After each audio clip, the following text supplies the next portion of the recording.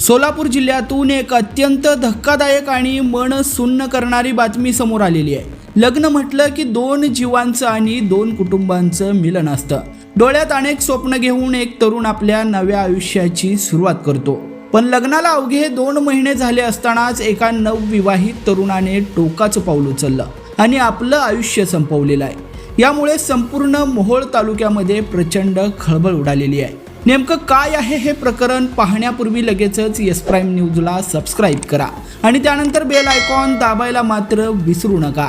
ही दुर्दैवी घटना मोहोळ तालुक्यातील यावली येथे घडली असून संजय राजाराम राऊत या 26 वर्षीय तरुणाने गळफास घेऊन आपली जीवन यात्रा संपवली आहे।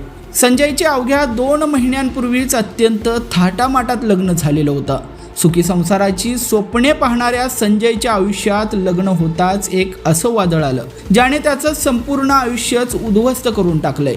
लग्नानंतर अवघ्या काही दिवसातच संजयला एक अत्यंत धक्कादायक सत्य समजलं की त्याच्या पत्नीचे लग्नाच्या आधीपासूनच दुसऱ्या एका तरुणासोबत प्रेम संबंध होते। यावरून पती पत्नींमध्ये वाद सुरू झाले। मात्र चूक सुधारण्याऐवजी संजयची पत्नी आणि तिचा प्रियकर सौरभ सदाशिव शिंदे, जो उत्तर सोलापूर तालुक्यातील कोडी गावचा रहिवासी आहे, या दोघांनी मिळून उलट संजयलाच शारीरिक आणि मानसिक त्रास देण्यास सुरुवात केली।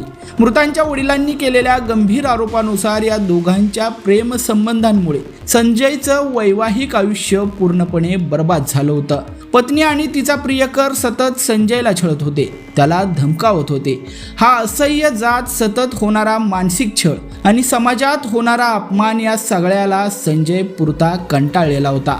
अखेर याच त्रासातून सुटका मिळवण्यासाठी शुक्रवारी दिनांक 10 जुलै रोजी संजयनं आपल्या राहत्या घरी टोकाचं पाऊल उचललं।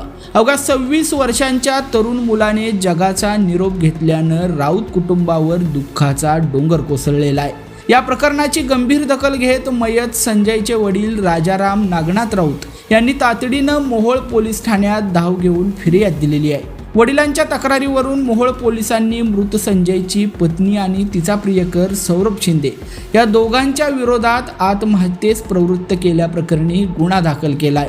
लग्नासारख्या पवित्र बंधनाला काळीमा फासणाऱ्या आणि एका तरुणाचा बळी घेणाऱ्या या आरोपींवर पोलीस आता काय कारवाई करणार याकडे सर्वांचं लक्ष लागून राहिलं असून मोहोळ पोलीस या घटनेचा अधिक तपास करतायत।